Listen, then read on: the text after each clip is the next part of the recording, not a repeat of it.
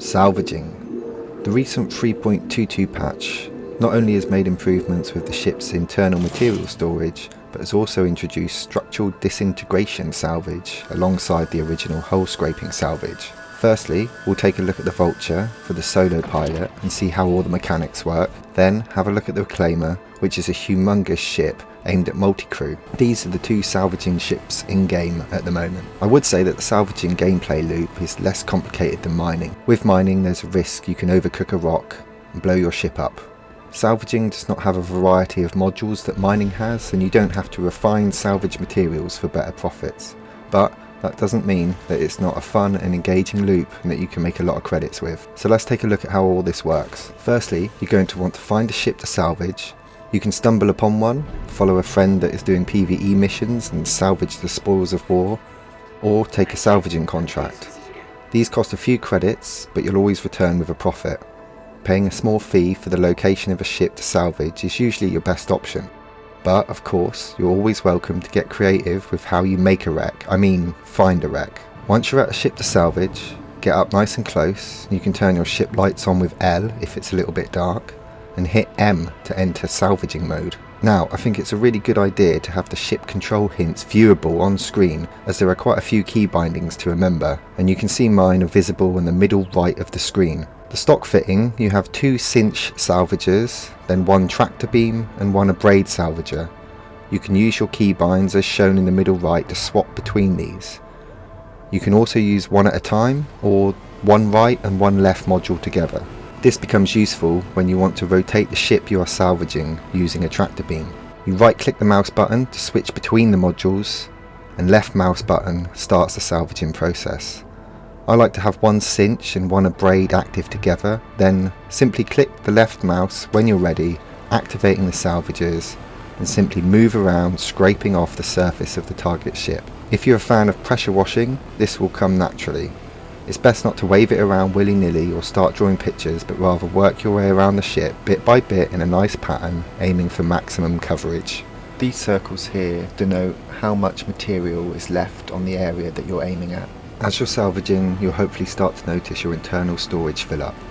You can fit 13 SCU in here before you have to go to the cargo bay and eject these boxes and stack them.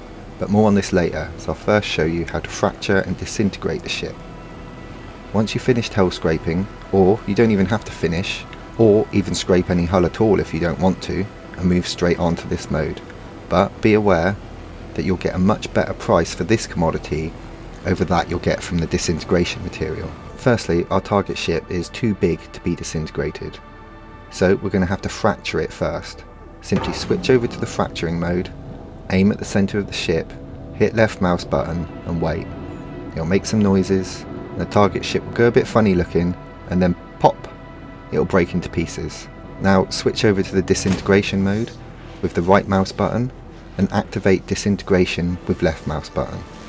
It will show you how much SCU the target will create once disintegrated. Wait a while and poof, the target piece will turn into dust and get hoovered up into your ship. Pretty easy, right? Now let's take a look at the cargo hold and how to move it from your internal storage onto your cargo grid. This panel here shows you what you have in your internal storage, and also if you forget to take a tractor beam, you can craft one here using the materials that you've salvaged. This is actually the first implementation of crafting in the game, so it's pretty neat. Simply select the type you wish to eject. I like to have auto eject ticked and click confirm. Using your tractor beam, move the boxes onto the cargo grid, and once you've filled it up, you can go and sell. Or if you want to maximize your earnings and the keen-eyed pilot will notice a lot more space is still left on the ship, you can fill up these areas with SCU boxes as well, and then make sure your internal storage is also full. Then go and sell. Once you've sold the boxes in your ship, return to the ship, empty the internal storage again, and then you can sell that. You can sell this material at any major planetary spaceport, as well as a few breakers yards on the planet's surface. But be aware these areas do not have armistice zones and can be hotspots for piracy from other players. Now, let's take a look at the Vulture's bigger brother.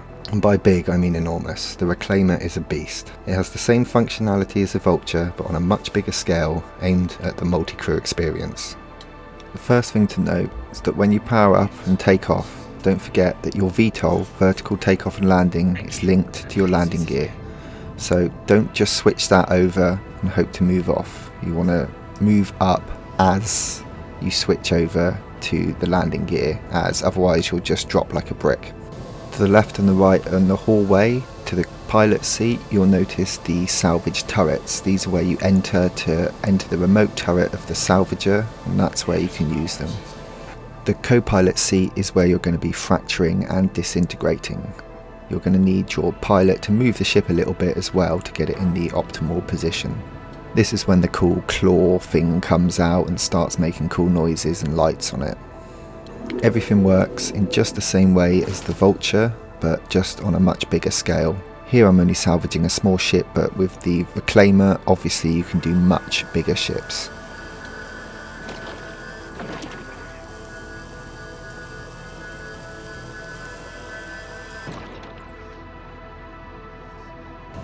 These are where the remote turrets are for the guns that are on the ship, and this is the lift that you're going to want to use to go to the salvage processing floor, where you can then move your boxes around.